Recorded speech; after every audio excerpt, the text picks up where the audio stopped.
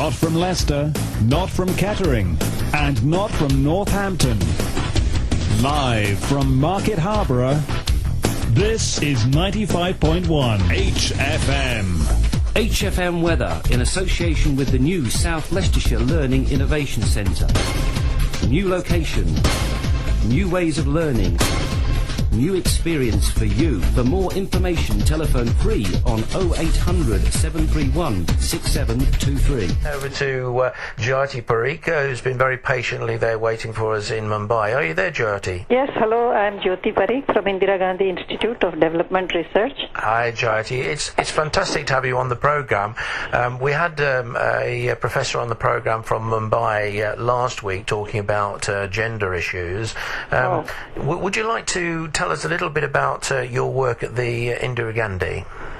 Well, in Indira Gandhi Institute, we have, it's an advanced research institute with multidisciplinary focus. So we take a development problem and apply whatever discipline is needed to solve that problem.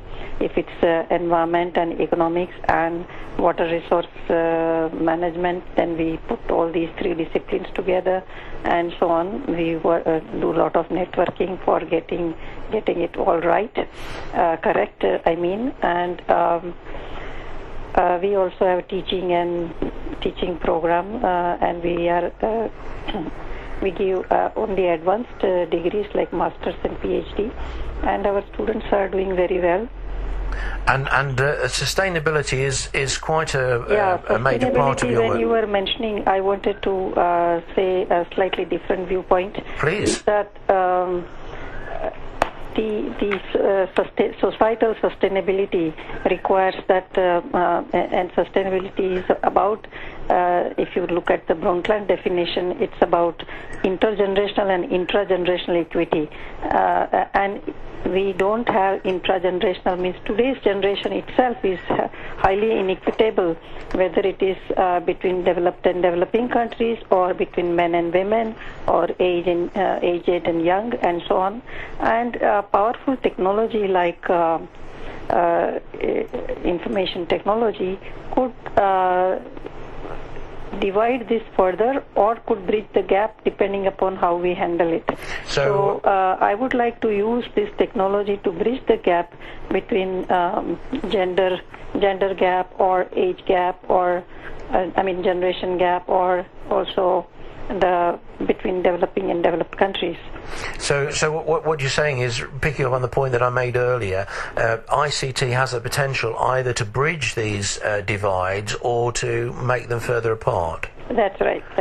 I agree with that. Well, how would you see ICT then being used responsibly to bridge those gaps? What can we do? How can we use ICT to make sure that we bridge the gaps? We should have special programs for the others so that they are not left behind even more than before.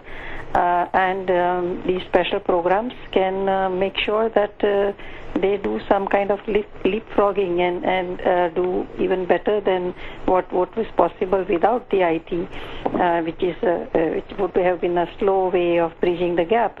Now, let us say if I consider I'm also working on energy and environment myself, and let us say if you are working on a problem of indoor pollution, which I do, which means that people who use in the developing countries like fuel wood or crop residue and whatever informal fuels they find to burn in their homes, they suffer from these smoke diseases from smoke. Now, you could tell them how to avoid by developing some very graphical packages, and we find that awareness is the first step to avoid these health problems. So you could use them to use this ICT to for awareness of health, about environment, about education, about many other issues.